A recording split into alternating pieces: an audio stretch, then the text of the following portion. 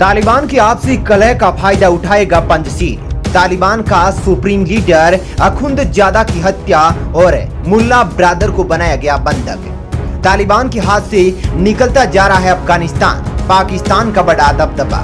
जी हां, अफगानिस्तान की सत्ता को पाए तालिबान को 1 महीना ही पूरा हुआ है कि तालिबान देश को संभालना तो छोड़िए, अपने खुद के संगठन को भी इकट्ठा रखने में नाकाम हो रहा है।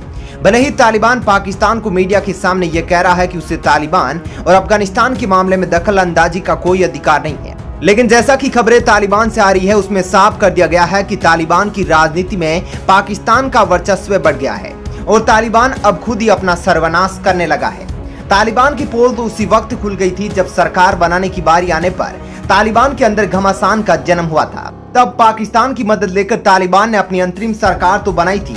पाकिस्तान के आईएसआई का चीफ तालिबान की घमासान को थामने के लिए काबुल में काफी दिन रुका था, लेकिन अब जो खबरें आ रही है उसने हर किसी को हैरान कर दिया है। एक और जहां ये खबरें परेशान करने वाली है तो दूसरी ओर इनके कुछ प्लस पॉइंट भी है जिसका फायदा पंजशीर को मिलने वाला है। जी हां, तालिबान की इस कलह का फायदा पंजशीर उठाने वाला है और पंजशीर की मदद में भारत ने तो एससीओ की मीटिंग में ऐलान ही कर दिया था, तो वहीं रूस लगातार तजाकिस्तान में अपने हथियारों को बढ़ा रहा है। साथ ही ईरान और सऊदी अरब ने भी पंजशीर के समर्थन में लड़ने का ऐलान कर दिया है।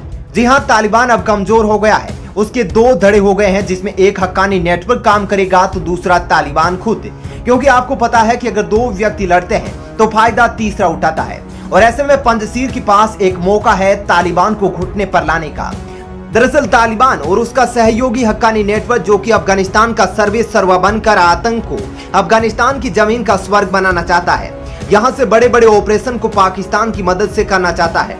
कई मीडिया रिपोर्ट में यह खुलासा हो गया है कि हक्कानी नेटवर्क पाकिस्तान की कठपुतली है।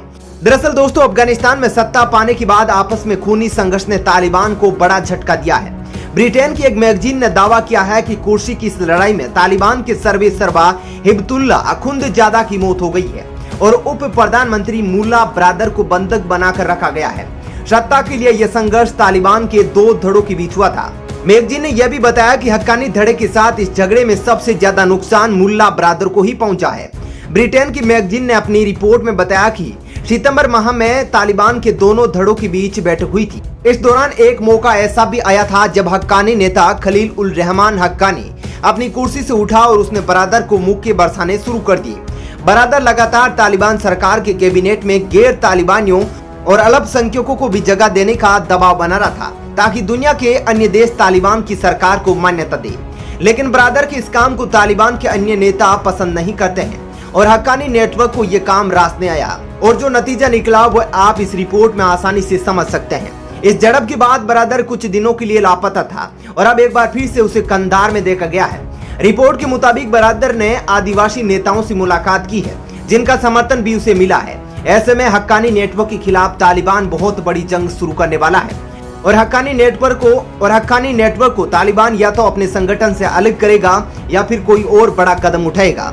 दरअसल बरादर पर दबाव बनाकर उसे वीडियो संदेश जारी करवाया गया था। मैगजीन ने दावा किया कि इस रिपोर्ट से ऐसे संकेत मिल रहे हैं कि बरादर को बंधक बना लिया गया था। वहीं अखुंदजादा को लेकर रिपोर्ट में कहा गया है कि अभी तक यह पता नहीं लग सका है कि वह कहां पर है।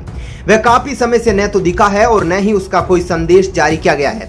ऐसे में यह कयास लगाए जा रहे हैं कि अखुंदजादा की मौत हो गई है। तालिबान में इससे पहले सत्ता को लेकर ऐसा संघर्ष नहीं देखा गया था। दरअसल तालिबान और हक्कानी नेटवर्क 2016 में एक हो गए थे। बरादर की कोशिश थी कि वह तालिबान की एक अलग छवि पेश करे ताकि दुनिया उसे मान्यता दे। वहीं हक्कानी नेटवर्क आत्मघाती हमलों का परोकार बना हुआ है।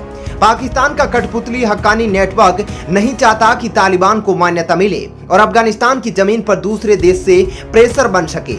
एक पहलू यह भी है कि हक्कानी का सीधा कनेक्शन पाकिस्तान से है, जैसा कि आपने रिपोर्ट में सुना है। वहीं हक्कानी का जो गृह मंत्री है खलील हक्कानी, वह संयुक्त राष्ट्र यानी कि FBI की सूची में मोस्ट वांटेड आतंकी भी है। पाकिस्तान भी तालिबान सरकार में हक्कानी का दबदबा चाहता है ताकि उसके लिए अपने मकसद को पूरा करना आसान रहे। दोस्तों, इस झगड़े से आपको क्या लगता है? क्या यहाँ पर पंजशीर को फायदा होने वाला है? क्या पंजशीर इस झगड़े का फायदा उठा सकता है? अपना विचार जरूर बताइएगा। अफगानिस्तान पर गरज के बाद मोदी की कदम ने दुनिया में मचाया हड़कंप। मोदी बाइडेन मिलकर बदलेंगे चीन, पाकिस्तान और तालिबान का खेल। भारत अमेरिका की दोस्ती से हैरानी में दुनिया। जी हां दोस्तों, अफगानिस्तान पर एससीओ की बैठक में भारत के ऐलान के बाद ये दुनिया समझने लगी कि भारत तालिबान को लेकर किसी बड़े कदम की ओर आगे बढ़ रहा है। एससीओ के अंदर तालिबान पर ऐलान के बाद चीन और पाकिस्तान में कोहराम छा गया था, क्योंकि यही वो देश है जो अफगानिस्तान को अपना सबसे फायदेमंद जमीन मानते हैं। एक और जहां चीन अफगानिस्तान के अंदर खनिज संपदा पर नजर रखकर मोटा पैसा कमाने की कोशिश में लगा है, तो वहीं पाकिस्तान अफगानिस्तान की जमीन को आतंकी गतिविधि में इस्तेमाल करके भारत से कश्मीर को छीनने की कोशिश में लगा है। लेकिन एससीओ की बैठक में भारत ने यह साफ कर दिया था कि अफगानिस्तान की जमीन का इस्तेमाल अगर तालिबान गलत इरादे से करता है तो उसे एक बहुत बड़ी मंजिल को पार करना होगा, जो कि तालिबान के लिए नामुमकिन है। जैसा कि दोस्तों भारत की वर्तमान सरकार है, वे केवल बयानबाजी पर ध्यान नहीं देती है बल्कि करके भी दिखाती है। जैसा कि आपने देश के अंदर बहुत ही बड़े फैसलों से देखा होगा, भारत की वर्तमान सरकार ने जिस प्रकार के बड़े बड़े फैसले देश के अंदर लिए हैं, तालिबान को लेकर भी वैसा ही कठोर कदम उठाया है, क्योंकि भारत आने वाले खतरे को भांप चुका है और किसी भी मुश्किल में पड़ने से पहले भारत उसको जड़ से मिटाना चाहता है।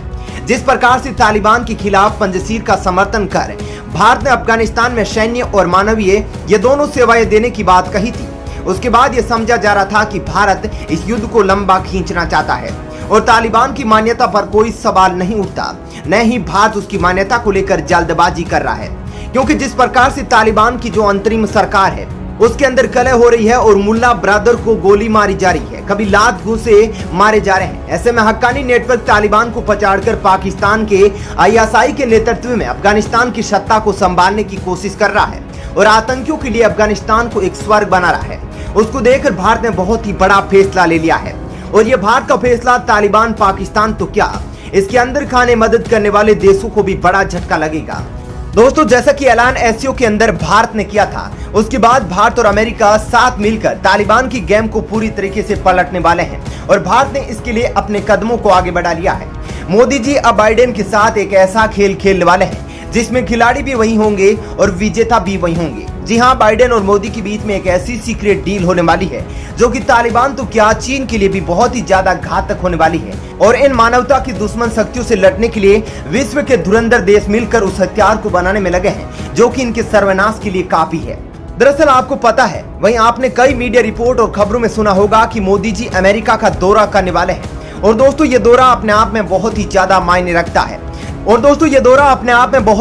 मायने रखता है। जब अफगानिस्तान से अमेरिका ने वापसी की है, वहीं भारत के लिए तालिबान का खतरा बढ़ा तो दूसरी ओर चीन ने अपने पैर फैलाने शुरू किए। ऐसे में यह दौरा बहुत ही ज्यादा महत्वपूर्ण होने वाला है। मोदी बाइडेन की मीटिंग ने दुनिया के अंदर हड़कंप मचा दिया है। दोस्तों मोदी का यह दौरा एक ऐसे हथियार को जन्म देगा जो भारत के दुश्मनों का सर्वनाश कर देगा।